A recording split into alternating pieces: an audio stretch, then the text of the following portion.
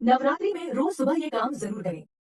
राधे राधे, जय श्री कृष्ण, हर हर महादेव। दोस्तों, इस बार शारदीय नवरात्रि पर बहुत ही शुभ संयोग बन रहा है। इस बार नवरात्रि 7 नहीं 8 नहीं बल्कि पूरे 9 दिनों तक मनाई जाएगी। वैष्णो माता का आशीर्वाद आपके ऊपर बना रहेगा। इस बार नवरात्रि पूरे 9 दिन तक चलेगी। ना तो एक भी दिन काम होगा और ना ही एक भी दिन ज्यादा होगा। पूरे 9 दिन तक माता रानी की सच्चे हृदय से भक्ति की जाएगी। 9 दिनों के नवरात्रि बहुत ही ज्यादा शुभ और मंगलकारी माने जाते हैं और यह अत्यंत ही दुर्लभ होते हैं। आपको बता दें, इस बार जो शारदीय नवरात्रि है ना, वह 3 अक्टूबर दिन गुरुवार से लेकर 11 अक्टूबर दिन शुक्रवार तक रहने वाली है। यानी कि दुर्गा अष्टमी 10 अक्टूबर को दिन गुरुवार को मनाई जाएगी और नवमी 11 अक्टूबर को मनाई जाएगी और 10वीं यानी कि दशहरा 12 अक्टूबर को मनाया जाएगा। और दोस्तों, 11 अक्टूबर को ही बड़ी सच्ची श्रद्धा और भक्ति के साथ कन्या पूजन किया जाएगा। आप चाहे तो दुर्गा अष्टमी पर भी कन्या पूजन कर सकते हैं। शारदीय नवरात्रि पर कलश स्थापना का जो शुभ मुहूर्त है वह 3 अक्टूबर को सुबह 6:01 से सुबह 7:23 तक रहने वाला है। साथ ही अभिजीत शुभ मुहूर्त 11:05 से लेकर दोपहर 12:04 पर होगा। दोस्तों देखिए, नवरात्रि का पावन पर्व माता दुर्गा को पूरी तरह से समर्पित होता है और नवदुर्गा को ही शक्ति स्वरूपा कहा जाता है। इस संसार में शक्ति से बढ़कर और कुछ भी नहीं है। भगवान शंकर की शक्ति के बिना सबके समान होते हैं,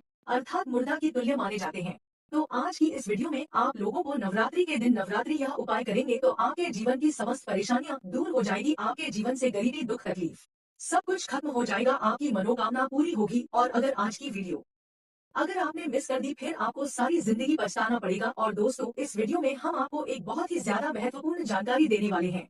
अगर आप इन आने वाली नवरात्रियों में एक ऐसे वृक्ष के बारे में बताएंगे जिसको और आप छूकर आ गए तो आपके जीवन की सारी परेशानियां खत्म हो जाएगी। मात्र आपको उसे पेड़ को छू कर आना है। इसीलिए आपको इस वीडियो को बिल्कुल भी मिस नहीं करना है। दोस्तों, अगर आपकी भी दुकान धंधे बंद पड़ गए हैं, पैसों की आपके जीवन में परेशानी चल रही है, घर में लोग बीमार रहते हैं, एक दूसरे की आपके घर में बनती नहीं है, एक दूसरे में लड़ाई झगड़ा होता रहता है, शत्रु आपको बहुत ज्यादा परेशान करते हैं, पैसा आने के समस्त मार्ग बंद हो गए हैं, पैसा आता है तो वैसे ही चला जाता है, पैसा बिल्कुल भी आपके पास नहीं रुकता है, दिन भर आपके मन में नकारात्मक विचार आती रहती है या आपके शरीर में आपको आलस बना रहता है। यदि घर में एक के बाद एक मृत्यु होती चली जा रही है, घर आपको खाने को दौड़ता है, घर में संकट लगातार बढ़ती जा रहे हैं, तो इस वीडियो को अंत तक जरूर देख लीजिएगा। दोस्तों, नवरात्रि के पावन पर्व में नवरात्रि के किसी भी दिन हम वीडियो में बताने जा रहे हैं। अगर आपने यह उपाय सच्चे मन से कर लिया तो ऐसे व्यक्ति को धनवान बनने से दुनिया की कोई भी ताकत नहीं रोक पाएगी। धनी बनने के साथ साथ जो भी आपकी मनोकामना है वह भी पूरी हो जाएगी। तत्काल नवरात्रि के समय वह मनोकामना आपको पूरी होती दिखाई देगी। मूर्ख व्यक्ति ही होगा जो इस प्रकार के उपाय को नवरात्रि के समय नहीं करेगा, स्वयं की दरिद्रता लाने का प्रयास करेगा। इसीलिए हम आपको बता रहे हैं कि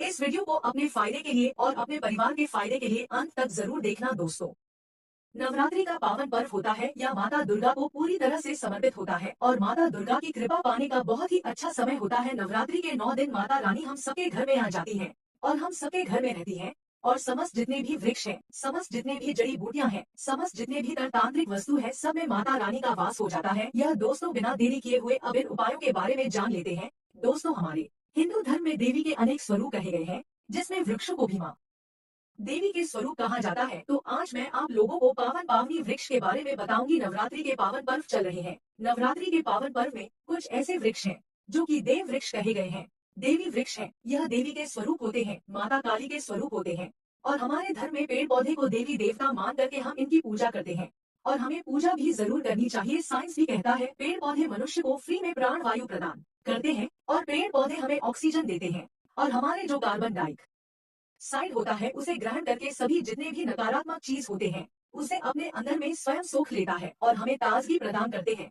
तो पेड़ स्वयं तेज धूप में तपता है परंतु मनुष्य को शीतल छाया प्रदान करता है। तो नवरात्रि के समय में कुछ ऐसे पेड़ पौध हमारे धर्मशास्त्र में कहे गए हैं, को छूने मात्र से व्यक्ति के बंद किस्मत के ताले खुल जाते हैं, व्यक्ति का सौभाग्य चमक जाता है। हमारे शास्त्रों में पेड़ पौधों को बहुत ही गुणकारी कहा जाता है। अनेक बीमारी का उपचार पेड़ पौधों में ही छुपा है, जड़ी बूटी में ही छुपा है। और भगवान श्री कृष्ण ने गीता में स्वयं कहा है कि वृक्षों में पीपल का वृक्ष हूँ। पीपल के वृक्ष को वृक्षों का राजा कहा जाता है क्योंकि पीपल वृक्ष की जो आयु होती है सबसे ज्यादा होती है, सबसे अत्यधिक होती है। पीपल वृक्ष सर्वशक्तिमान, पूजा पाठ में अत्यधिक इसका महत्व होता है। दोस्तों, इसीलिए कृष्ण ने गीता में स्वयं कहा है कि मैं वृक्षों में पीपल का वृक्ष हूँ। तो चलिए आज मैं आप लोगों को नवरात्रि के समय में छुए जाने वाले वृक्ष के बारे में बताऊंगा। दोस्तों, हमारे धर्मशास्त्र में अनेक ऐसे वृक्ष हैं जो कल्याणकारी होते हैं, मंगलकारी होते। अगर इस वृक्ष को छू लेते हैं तो आपकी सभी तरह की परेशानी है, सभी तरह के कष्ट है, यह सब समाप्त हो जाते हैं। खास करके नवरात्रि के समय में इसका असर कई लाख गुना होता है। नवरात्रि के समय को शक्ति का पर्व कहा जाता है। शक्ति पर्व क्यों कहा जाता है? क्योंकि इस समय अचेत जो वस्तु होती है वह भी चेतना युक्त हो जाती है, अर्थात इस समय जो शक्ति हमारे धरती लोक में आ जाती है। नव दुर्गा को क्या बोल सकते हैं हम?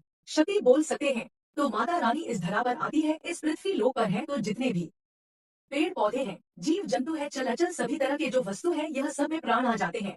इन सब में शक्ति निहित हो जाती है, जागृत हो जाती है। तो इस समय घर के देवी स्वरूप कहे गए जो पेड़ पौधे होते हैं, जाकर के आप इसे छू करके आते हैं, तो आपके जीवन की परेशानी है, दुख है, तकलीफ है, कष्ट है, रोग है, बीमारी है, कलह है, क्लेश है, जीवन में चल रही बहुत बड़ी समस्या है, सब समस्या समाप्त हो जाती है। काल सर्प दोष, शनि दोष, राहु दोष तत्काल उन पर अपना असर दिखाती है। दोस्तों, आज मैं आप लोगों को 3 पौधों के बारे में बताऊंगी और यह तीनों पौधे देव वृक्ष कहे जाते हैं। वीडियो को ध्यान से देखना, अगर आज की वीडियो मिस कर दी तो फिर सारी जिंदगी आपको पछताना पड़ेगा, क्योंकि नवरात्रि ही ऐसा पर्व होता है, एक ऐसा समय होता है, केवल 9 दिनों के भीतर में आपको लंबी पूजा पाठ करने की जरूरत नहीं पड़ती। केवल 9 दिनों के भीतर में ही आप अपनी समस्या को, आप अपनी गरीबी को स्वयं अपनी आंखों के सामने समाप्त होते हुए देख सकते हैं। मैं जिस वृक्ष की बता रहा हूँ, यह सारे वृक्ष आपको अपने घरों के आसपास में बहुत ही आसानी से मिल जाएंगे। दोस्तों, वीडियो में आगे बढ़ने से पहले, जानकारी बताने से पहले, अभी तक कमेंट बॉक्स में जय माता दी नहीं लिखे तो जय माता दी जरूर लिखना। जब आप हमारे कमेंट बॉक्स जय माता दी लिखते हैं तो हमें काफी हर्ष होता है, काफी उल्लास होता है। आप हमारी वीडियो को लाइक करते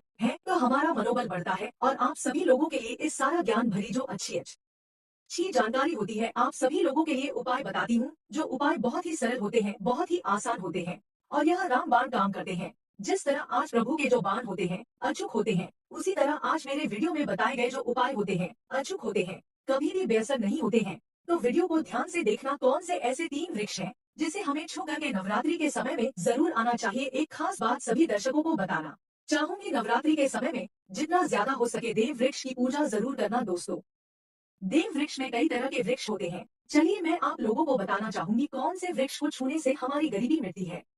दोस्तों, सबसे पहले उपाय है कि आपको सबसे पहले लेने हैं पीपल के पत्ते। इस प्रकार से आपको पीपल के पत्ते ले लेने हैं। उसके बाद आपको 5 प्रकार की मिठाइयाँ लेनी है, जैसे कि हमने वीडियो में आपको बताया। दोस्तों, ध्यान रखना कि आपको 5 प्रकार की मिठाइयाँ लेनी है। कोई भी मिठाई ले सकते हैं, जरूरी नहीं कि महंगी दुकान से ही, को जो नॉर्मल किराने की दुकान पर मिल जाती है वह भी मिठाई ले सकते हैं, लेकिन 5 प्रकार की मिठाई लेनी होगी, जिसे हम पंचभोग भी कहते हैं।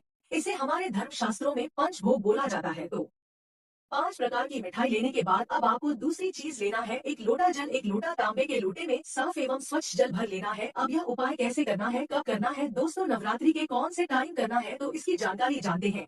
इससे पहले आपसे विनती है कि अगर अभी तक आपने वीडियो को लाइक नहीं किया तो वीडियो को लाइक करके चैनल को सब्सक्राइब करके पास वाली बेल आइकन को जरूर दबा लेना और कमेंट बॉक्स में जय माता दी लिखकर इस वीडियो को अपने दोस्तों के पास भी जरूर शेयर कर देना। तो आपको यह दोनों चीजों को ले लेना है, यानी कि 5 प्रकार की मिठाई, पान के पत्ते और एक लोटा जल। अब आपको चले जाना है पीपल के वृक्ष में के पास। अब आपको वहां जाकर क्या करना है और आपको कौन सी कामना को लेकर चढ़ना है, इस वीडियो में बताऊंगा। तो सबसे पहले तो पीपल के पेड़ के नीचे जाना है। तो आपको पीपल के वृक्ष को हाथ जोड़कर निवेदन करना है कि है पीपल वृक्ष या फिर है वर्षों के राजा, इस प्रकार से आपको प्रार्थना करनी है कि मेरी गरीबी हटाइए, मेरे दुखों को दूर करिए। जैसे आपका दुकान धंधा चौपट हो गया है, चलता नहीं है, बंद हो गया है, तो कहना है मेरे प्रभु, मेरे दुकान धंधे बंद हो गए हैं, जो चल नहीं रहे हैं, आप कृपा करें कि अच्छी सी चलना शुरू हो जाए, ग्राहकों की भीड़ लग जाए। इस प्रकार से आपको प्रार्थना करनी है। पैसों की किल्लत है तो बोलना है कि महाराज, हमारे घर में पैसे नहीं आते हैं, माता लक्ष्मी हम आपको ले आने के लिए आए हैं, आप हमारे साथ हमारे घर पर चलिए। इस प्रकार से आपको प्रार्थना करनी है, क्योंकि पीपल के वृक्ष में माता लक्ष्मी तथा भगवान नारायण का वास होता है। नवरात्रि के समय यह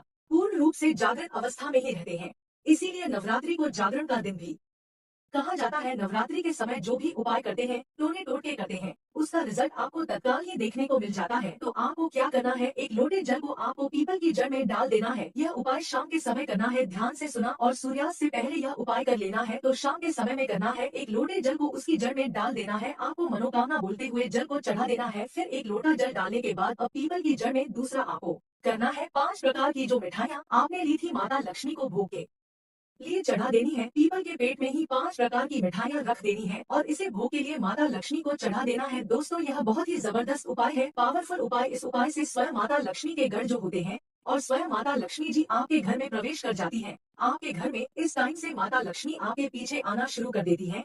अगर आप सात्विक इंसान है, वास्तव में अगर आपके घर में धान की कमी है तो जो सेगा है माता लक्ष्मी की, वह आपके घर में आएंगे, देखेंगे और तत्काल माता लक्ष्मी को जाकर बता देंगे कि वास्तव में वह जो मनुष्य आया था उनके घर में धान की तकलीफ है, माता उनके घर चलिए। इस प्रकार से आप देखना कुछ दिनों के भीतर में यह उपाय कारगर साबित होगा। आपकी निर्धनता गरीबी आपके जीवन से चली जाएगी। आपकी दुकान धंधे बंद पड़े हैं तो वह भी चलानी शुरू हो जाएंगे। पैसों की कीमत खत्म हो जाएगी। घर में लोग बीमार पड़ रहे हैं तो वह बीमार पड़ना बंद हो जाएंगे।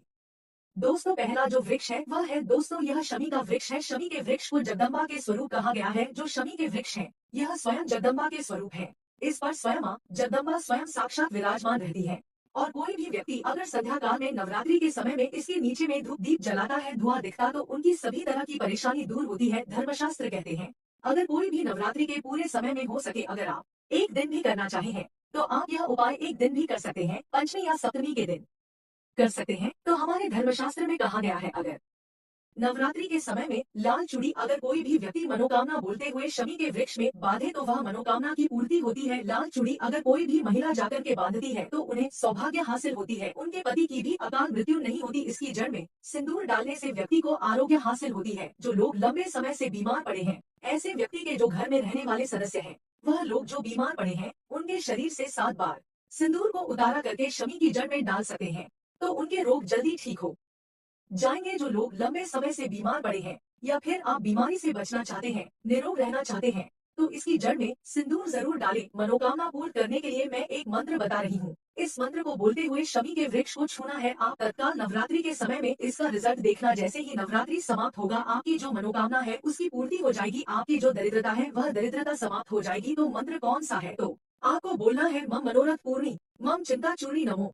यह मंत्र आपको बोलना है। यह मंत्र बोलते हुए शमी के वृक्ष को छूना है। सभी तरह के आपके मनोरथ की पूर्ति होगी। जो दरिद्रता है दरिद्रता समाप्त हो जाएगी। शमी को छूते हुए मंत्र आपको बोलना है। आप चाहते हो तो नवरात्रि के समय में मौली धागे भी शमी के वृक्ष पर बांध सकते हो। अधिकतर लोग मौली धागे बांधते हैं। मौली धागे बांधने से माता रानी आपसे बंध जाती है। दोस्तों कहने का मतलब है कि माता रानी आजीवन आपका साथ देती है, आपके हर कदम में मार्गदर्शन करती है। इसकी जड़ की मिट्टी लाकर के ध्यान से सुनिए। नवरात्रि के समय में अगर आप जो है 9 दुर्गा की पूजा कर पा रहे हैं, व्रत नहीं कर पा रहे हैं किसी कारणवश, तो इसकी जड़ की मिट्टी लाकर के नवरात्रि के समय में स्नान करने से व्यक्ति का भाग्य उदय हो जाता है। व्यक्ति का भाग्य चमक जाता है। व्यक्ति की जो फूटी किस्मत होती है वह भी चमक जाती है। आप में से अधिकतर लोग बोलते हैं ना कि गुरुजी हमसे लक्ष्मी नाराज हो चुकी है, लक्ष्मी हमारे घर में आना ही बंद कर चुकी है। तो आप चाहते हैं कि लक्ष्मी की कृपा हासिल हो जाए तो नित्य नवरात्रि के समय में इसकी मिट्टी को लाकर के नवरात्रि के समय में स्नान करना शुरू कर दीजिए। नहाने वाले पानी में थोड़ी सी मिट्टी डालकर स्नान करना शुरू कर दीजिए। आपके दोष दूर हो जाएंगे। आपके शरीर से किसी भी तरह की पीड़ा है, नकारात्मक शक्ति आपके शरीर में प्रवेश कर गई है, वह भी समाप्त हो जाएगी।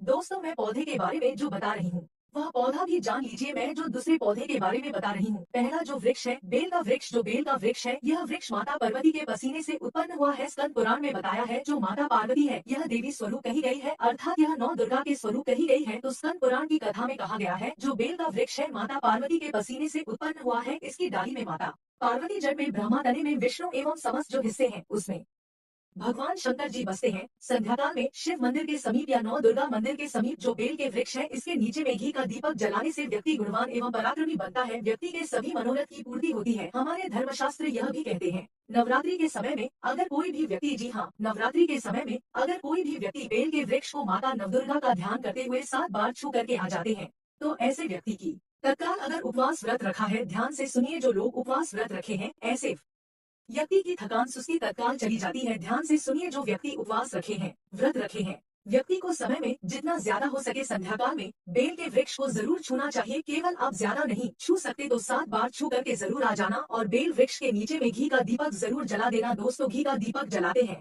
तो इसके क्या फायदे मिलते हैं यह भी इस वीडियो में बताऊंगी। मैं सारी जानकारी इस वीडियो में विस्तार से बता रही हूँ, इसलिए आज की वीडियो थोड़ी बड़ी बन सकती है, हो सकता है, परंतु अपना पूरा समय देना, क्योंकि जब हम उपवास व्रत रखते तो हमारे शरीर में काफी थकान आ जाती है, हमारे शरीर में कमजोरी होने लगती है। हालांकि हमें अध्यात्म ऊर्जा हासिल होती है परंतु हमारे शरीर में ऊर्जा की कमी होने लगती है। भोजन न करने के कारण हमारे शरीर में ऊर्जा की कमी होती है और इस ऊर्जा को बरकरार रखने के लिए, इस ऊर्जा को हासिल करने के लिए हमें बेल वृक्ष को छूना चाहिए। दोस्तों अनेक संत महात्माओं ने बेल वृक्ष के पत्ते को खा करके तपस्या की है एवं कई तारा सिद्धियां हासिल की है। धर्मशास्त्र कहते हैं अगर नवरात्रि के समय में बेल के पत्ते खाए जाए तो जो व्यक्ति लंबे समय से जो मंत्र के जाप कर रहे हैं, सिद्धि हासिल नहीं हो पा रही है, फिर कुछ आप सिद्धि को हासिल कर रहे हैं, जो सिद्धि आपको काफी लंबे समय से हासिल बेल के पत्ते खाने से वह सिद्धि जल्दी हासिल होती है। इसके नीचे घी का दीपक जलाने से हमें सिद्धि की हासिल होती है। सिद्धि का मतलब होता है कार्य में सफलता। तो जो लंबे समय से आपके कार्य नहीं हो पा रहे हैं, उस कार्य में नवरात्रि के समय में जितने भी दिन हो सके, जब भी आपको समय मिले तो शाम के समय में घी का दीपक जरूर जला देना। और सुनिए, अगर कोई भी व्यक्ति नवरात्रि के अगर बेल वृक्ष की जड़ में दूध चढ़ाते हैं तो सभी तरह के व्याधि दूर होती है। अगर सिंदूर युक्त गंगा जल चढ़ाते हैं तो व्यक्ति की गरीबी मिटती है। अगर तिल चढ़ाते हैं बेल वृक्ष के जड़ में तो सौभाग्य हासिल होता है। और अगर बेल वृक्ष के तीनों पत्तों में दोस्तों त्रिदेवी कही गई है, जैसे कि महाकाली, महालक्ष्मी, महासरस्वती, तो अगर बेल के जो तीन पत्ते हैं महालक्ष्मी, महाकाली, महासरस्वती के स्वरूप कहे गए हैं, तो बेल के तीनों पत्तों में जय माँ दुर्गा या जय माता दी लिख करके, अगर माँ नौ दुर्गा को सिंदूर से लिख करके चढ़ाना होता है, सिंदूर से लिख करके चढ़ाया जाए तो तत्काल उसी समय मनोकामना की पूर्ति होती है, कार्य में सफलता मिलती है। कोई लंबे समय से आपकी मनोकामना हो, आप चाहते हैं वह मनोकामना पूर्ण हो जाए, तो यह उपाय जरूर करिएगा। दोस्तों, इसकी जड़ में ध्यान से सुनिए, नवरात्रि के समय में इसकी जड़ में अगर तांबे की कोई भी रिंग होती है, जिसे हम एक तरह के तांबे की जो धातु है यह मंगल से जुड़ी हुई है, तो अगर नवरात्रि के समय में इसकी जड़ में तांबे की जो रिंग होती है, अंगूठी होती है, अगर आप 4 अंगुल गड्ढा करके दबा करके आ जाते हैं, नवरात्रि भर इसे दबे रहने देना है। इसके बाद अगर पहन लेते हैं तो वह जागृत हो जाती है, क्योंकि जो बेल के वृक्ष है स्वयं जागृत कहे गए हैं। और नवरात्रि के समय में इसकी जो शक्ति होती है, इसकी जो ऊर्जा होती है, अत्यधिक बढ़ जाती है। फिर अगर आप इस तरह की अंगूठी को पहनते हैं तो कभी भी आपको रक्त संबंधी समस्या नहीं आती, शनि का दोष नहीं सताता, राहु की पीड़ा नहीं सताती, और नौ दुर्गा की कृपा से सदैव आप सुरक्षित रहते हैं। ऐसे व्यक्ति की कभी भी अकाल मृत्यु नहीं होती है।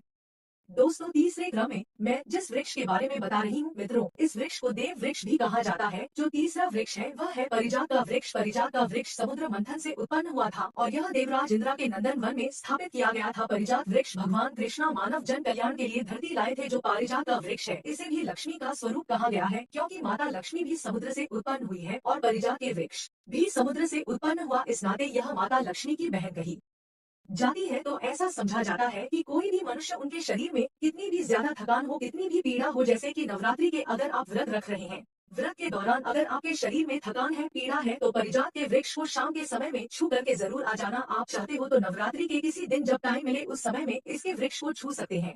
इसके वृक्ष को छूते ही तत्काल शरीर से पीड़ा है, जो थकान है, सुस्ती है, कमजोरी है, वह समाप्त हो जाती है। इस वृक्ष के नीचे में अगर नवरात्रि के समय में घी का दीपक जलाया जाए, चुटकी भर सिंदूर अगर इसकी जड़ में डाला जाए तो सभी तरह की मनोकामना की पूर्ति होती है। परंतु आपको परिजात के पास जाकर प्रार्थना करनी है कि हे परिजात वृक्ष, आप देवी स्वरूप कही जाती है, आप हमारी सभी तरह की पीड़ा को दूर करें। गृह दोष है, किसी भी प्रकार का दोष है, इसे आप समाप्त करें। लक्ष्मी स्वयं आपकी बहन है, माता लक्ष्मी का हमारे जीवन में प्रवेश कर जाए, इस तरह का आप हमें आशीर्वाद प्रदान करें। इस तरह से आप इनसे जो है मनोकामना बोल सकते हैं, मनोरथ बोल सकते हैं। यह लक्ष्मी की बहन कही गई है, क्योंकि समुद्र मंथन से यह उत्पन्न हुआ है।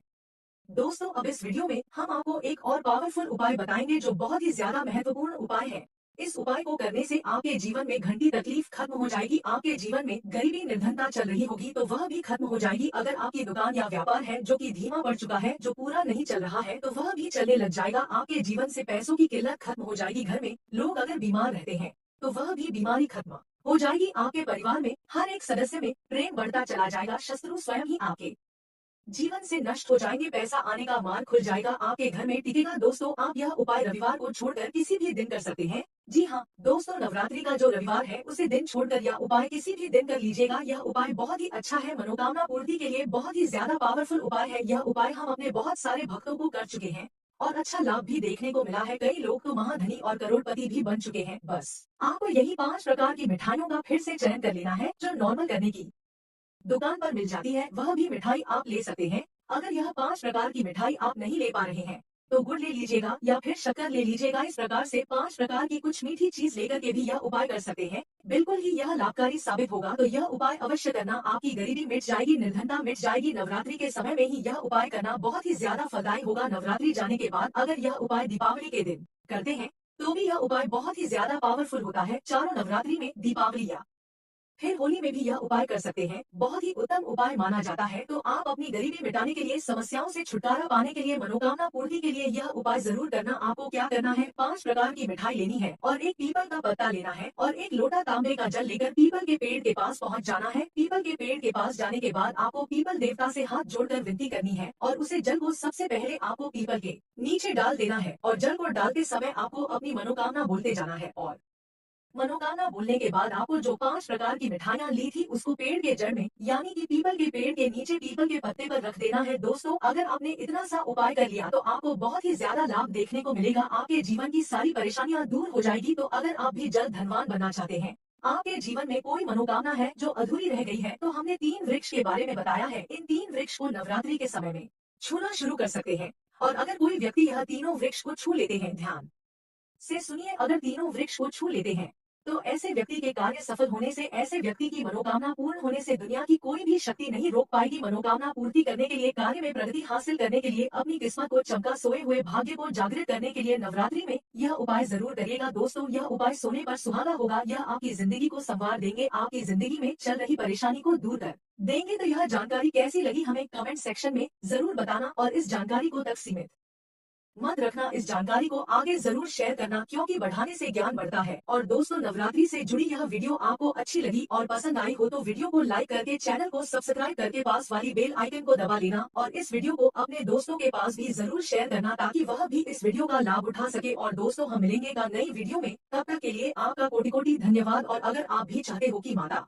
लक्ष्मी का आगमन आपके घर में हो तो कमेंट बॉक्स में जय माता दी अवश्य लिखना और यहाँ तक बने रहने के लिए आपका कोटि कोटि धन्यवाद।